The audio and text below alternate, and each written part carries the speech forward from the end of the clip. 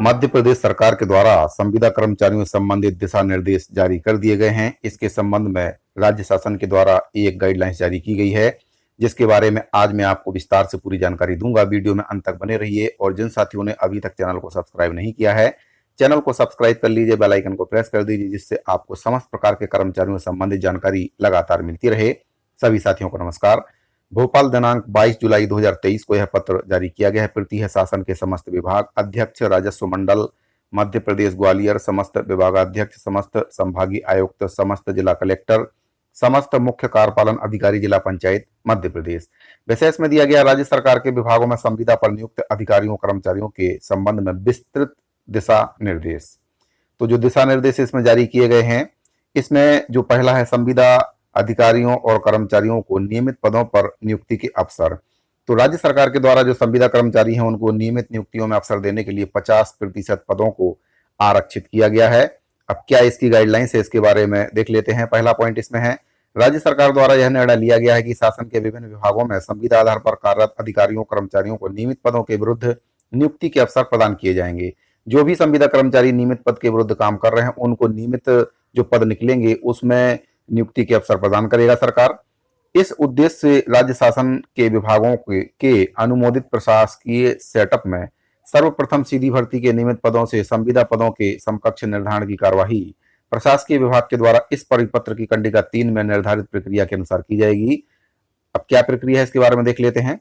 समकक्षता निर्धारण की कार्यवाही के पश्चात विभाग के जिन संविदा पदों का सीधी भर्ती के नियमित पदों के साथ समकक्षता का निर्धारण हो जाता है, ऐसे सीधी भर्ती के नियमित पदों को संविदा पद पर नियुक्ति अधिकारियों कर्मचारियों के लिए आरक्षित करने की कार्यवाही निम्नानुसार संपादित की जाती है।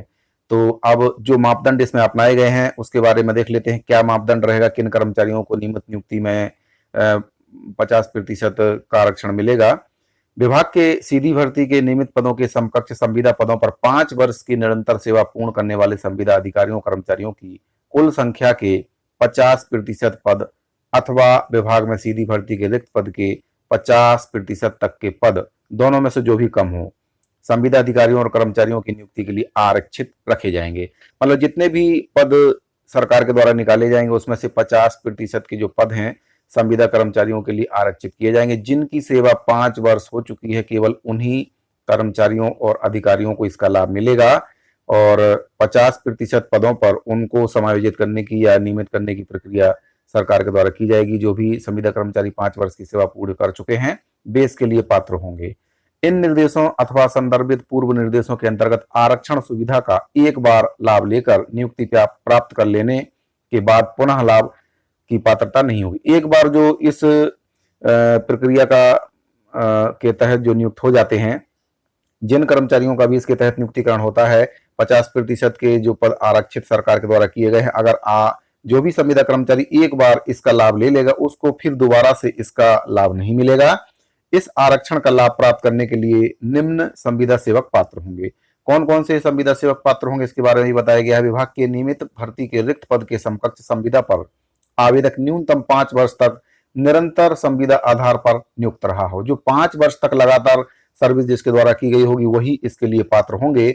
संविदा पद से नियमित पद की समकक्षता का निर्धारण इस परिपत्र की कंडिका 3 के अनुसार किया जाएगा। 5 वर्ष की यह अवधि रिक्त पद के विरुद्ध आवेदन करने की दिनांक को पूर्ण होना है। तो जो भी 5 वर्ष की सेवा जिनकी हुई है उनका नियुक्ति दिनांक से इसकी गणना की जाएगी। इसके संबंध में प्रमाण पत्र भी संविदा कर्मचारियों को प्रस्तुत करना होगा। यह प्रमाण पत्र यथास्थिति जिला अथवा राज्य स्तर के समकक्ष अधिकारी के द्वारा जारी किया जाएगा।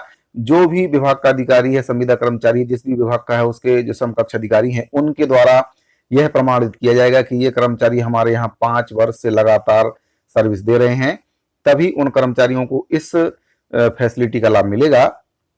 अगला इसमें है, सेवा नियमों में प्रश्नाधीन नियमित पद के लिए निर्धारित शैक्षणिक अर्हता और अन्य सुसंगत अनुभव जो वांछित हो उन्हें पूर्ण करता हो। तो इसके लिए जो भी पद निकाला गया है उसमें जो भी रिक्वायरमेंट होगी, जो भी डिप्लोमा डिग्री की आवश्यकता होगी वह उसके पास होना जरूरी है। शैक्षणिक योग्यता भी उसमें जो मांगी गई है, विज्ञापन जो भी निकलेगा तो उसकी पूर्ति करना उसको आवश्यक है, तभी वह उसके लिए एलिजिबल होगा। यदि किसी संविदा अधिकारी कर्मचारी ने एक ही संविदा पद पर कार्य न करते हुए विभिन्न संविदा पदों पर कार्य किया हो तो 5 वर्ष के उपरोक्त अवधि की गणना पूर्ण होने पर उस श्रेणी के नियमित पद पर नियुक्ति के लिए आवेदन कर सकेगा। जैसे कोई कर्मचारी कई संविदा नियुक्तियों पर नियुक्त रहा हो, जैसे पहले वह किसी और पद पर था और फिर उसके बाद किसी और पद पर नियुक्त कर दिया गया है, तो 5 वर्ष की अवधि के बाद ही उसकी गणना उसमें की जाएगी। जिस पद पर उसने सर्विस की है, 5 वर्ष की सर्विस उस पद पर उसकी होना चाहिए। तो जिस पद पर संविदा कर्मचारी के द्वारा 5 वर्ष की सेवा पूर्ण कर ली गई होगी, उस पद के लिए वह एलिजिबल होगा, मतलब उस पद के लिए वह आवेदन कर सकता है, चाहे वह किसी भी पद पर रहा हो। पिछले पद पर भी अगर उसने 5 वर्ष की सेवा पूर्ण की होगी तो उस पद पर भी वह आवेदन कर सकता है। अगला इसमें है, अगर किसी संविदा कर्मचारी अधिकारी को संविदा के पद से किसी अवधि में हटा दिया गया हो तो उसे पुनः उसी पद पर अथवा किसी अन्य पद पर संविदा पर नियुक्ति प्राप्त हो गई हो तो 5 वर्ष की संविदा सेवा की अवधि की गणना सेवा से पृथक रहने की अवधि को घटाकर की जाएगी। मतलब जो पिछली सेवा है, जिस बीच में उसने सर्विस नहीं दी है, उस सेवा को घटा दिया जाएगा और जब से उसकी ज्वाइनिंग हुई है उस सेवा को ही इसमें गणना किया जाएगा। किसी भी विभाग में कार्यरत संविदा पर नियुक्त अधिकारी कर्मचारी अन्य किसी भी विभाग के द्वारा विज्ञप्त पद पर आवेदन कर सकेगा, जिसके लिए वह इस परिपत्र की कंडिका 3 के अनुसार नियमित पद से समकक्षता एवं अर्हता रखता हो। जिस पद के लिए आवेदन कर रहा है उसके लिए अर्हता होनी चाहिए, तभी उस पद पर आवेदन कर सकते हैं। यह आवश्यक नहीं कि जिस विभाग में संविदा पर सेवक नियुक्त है उसी विभाग में उसे नियमित नियुक्ति के अवसर दिए जाएं। जिस पद पर वह नियुक्त है और जिस पद पर संविदा में सेवा कर रहा है, जरूरी नहीं है कि उसी पद पर उसको उसी विभाग में नियुक्ति दी जाए। राज्य शासन में नियमित नियुक्ति होने की स्थिति में संविदा अधिकारी कर्मचारियों को पूर्व की संविदा सेवाओं को किसी भी प्रकार का लाभ प्राप्त नहीं हो सकेगा। तो संविदा कर्मचारी हैं जो उनकी पुरानी सेवा है उसका लाभ इसमें नहीं दिया जाएगा।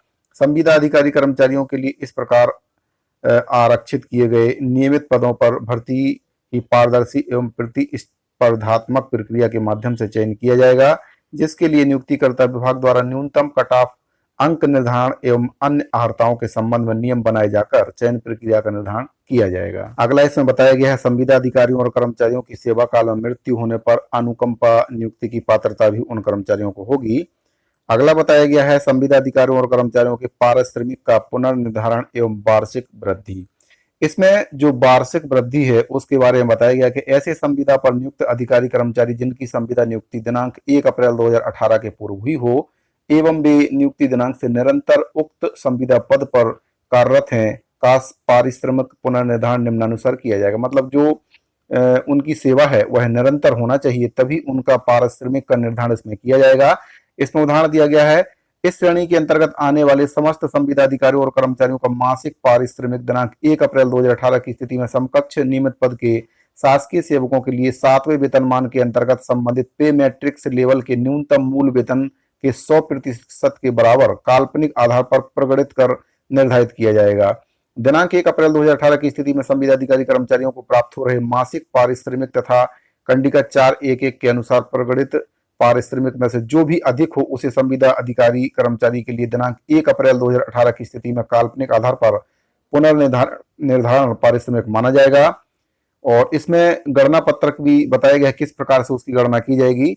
इसमें बताया गया वार्षिक वेतन वृद्धि का काल्पनिक उदाहरण दिया गया है, जैसे कि 1 अप्रैल 2018 की स्थिति में किसी संविदा कर्मचारी अधिकारी का नियमित पद के समकक्ष पुनरीक्षित पारिश्रमिक 1000 रुपए प्रति माह है, तो वार्षिक उपभोक्ता मूल्य सूचकांक के आधार पर वित्तीय वर्ष 2019-20 के लिए 7.69% की वृद्धि जोड़ने पर 1 अप्रैल 2019 की स्थिति में पारिश्रमिक बढ़कर 1076.90 रुपए प्रति माह हो जाएगा।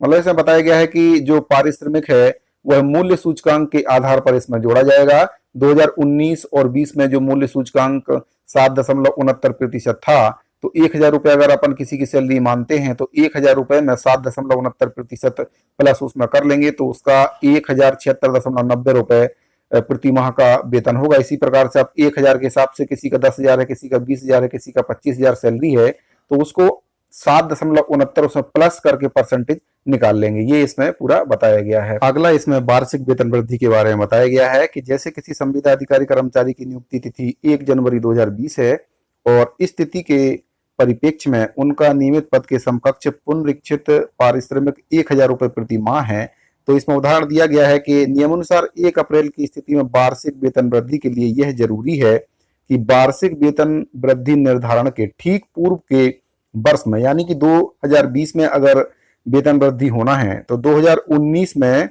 पूरे वर्ष में संविदा पद पर कम से कम 1 वर्ष की निरंतर सेवा पूर्ण की गई हो। यानी कि 2020 में अगर उसकी सेवा की जो मतलब वेतन की वृद्धि होना है तो 2019 में उसने कम से कम पूरे 1 वर्ष में निरंतर सेवा दी हो, उसमें ब्रेक इन सर्विस नहीं होना चाहिए।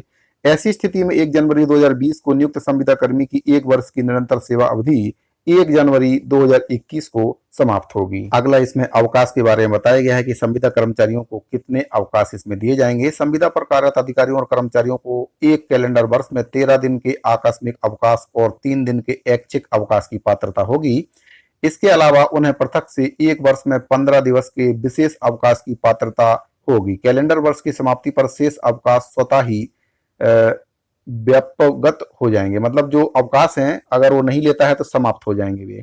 इसके बाद इसमें बताया गया संविदा पर नियुक्त महिला अधिकारियों और कर्मचारियों को प्रसूति अवकाश की पात्रता है। उन प्रतिबंधों के साथ रहेगी ये पात्रता जो महिला शासकीय सेवक के लिए मध्य प्रदेश सिविल सेवा अवकाश नियम 1977 में निर्धारित हैं। इसी प्रकार से संविदा पर नियुक्त पुरुष अधिकारी कर्मचारियों को वर्णित अवकाश नियम के अनुसार 15 दिवसों के प्रतित्व अवकाश की पात्रता इसमें होगी। यानी कि जो महिला कर्मचारी है उनको जो 6 महीने का प्रसूति अवकाश मिलता है उसकी पात्रता उनको होगी। वहीं पर जो पुरुष कर्मचारी हैं उनको भी 15 दिन का पितृत्व अवकाश दिया जाएगा। इसी प्रकार से संविदा कर्मचारियों को अन्य लाभ भी इसमें दिए जाएंगे। संविदा अधिकारियों और कर्मचारी एवं उनके आश्रितों को उपादान भुगतान की पात्रता होगी। संविदा अधिकारियों और कर्मचारियों को राष्ट्रीय पेंशन योजना का लाभ भी इसमें दिया जाएगा। संविदा अधिकारियों कर्मचारियों के सेवा मूल्यांकन एवं उनके विरुद्ध कार्यवाही से संबंधित प्रावधान इसमें बताए गए हैं, इसको आप विस्तार से पढ़ लेंगे। संविदा अधिकारियों और कर्मचारियों को स्वास्थ्य बीमा का लाभ भी इसमें दिया जाएगा और अन्य महत्वपूर्ण निर्देश भी इसमें दिए गए हैं, जैसे कि संविदा अधिकारी और कर्मचारियों को समकक्ष नियमित पदों एवं वेतनमान के अनुरूप श्रेणीकरण एवं वर्गीकरण, संविदा पारिश्रमिक एवं उसमें वार्षिक वृद्धि के निर्धारण तथा सेवा शर्तों में संशोधन के संबंध में इस परिपत्र में उपरोक्तानुसार वर्णित प्रावधानों के अनुक्रम में संबंधित विभागों के द्वारा संविदा अधिकारी कर्मचारियों की वर्तमान संविदा सेवा शर्तों को इन निर्देशों की सीमा में तत्काल प्रभाव से स्वमेव संशोधित माना जाएगा। तो जो कर्मचारियों के लिए इसमें नियम बनाए गए हैं उसमें अब संविदा कर्मचारियों को वार्षिक जो आदेश रिन्यूअल कराना पड़ता था उससे अब उनको कहीं ना कहीं मध्य प्रदेश सरकार के द्वारा राहत दी गई है। अब उनको वार्षिक जो आदेश रिन्यूअल कराना पड़ता था वह नहीं कराना पड़ेगा। उनको ग्रेजुटी का लाभ भी मिलेगा, उनको पेंशन का लाभ भी मिलेगा, अनुकंपा नियुक्ति का लाभ भी इसमें दिया गया है, महिलाओं को प्रसूति अवकाश का लाभ भी इसमें दिया गया है, पुरुषों को पितृत्व अवकाश का लाभ भी दिया गया है, वार्षिक वेतन वृद्धि का लाभ भी इसमें दिया गया है। और जो कर्मचारी संविदा पर 5 वर्ष की सेवा पूरी कर चुके हैं उनको नियमित भर्ती में भी इसमें लाभ दिया गया है।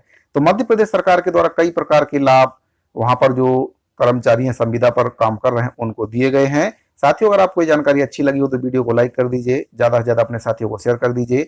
अगर आप इस पूरी आदेश की पीडीएफ फाइल को देखना चाहते हैं, अध्ययन करना चाहते हैं तो वीडियो के डिस्क्रिप्शन में टेलीग्राम चैनल का लिंक दिया गया है। आप उस लिंक पर क्लिक करके सीधे हमारे टेलीग्राम चैनल पर पहुंच जाएंगे, वहां पर आपको इसकी पूरी पीडीएफ फाइल मिल जाएगी।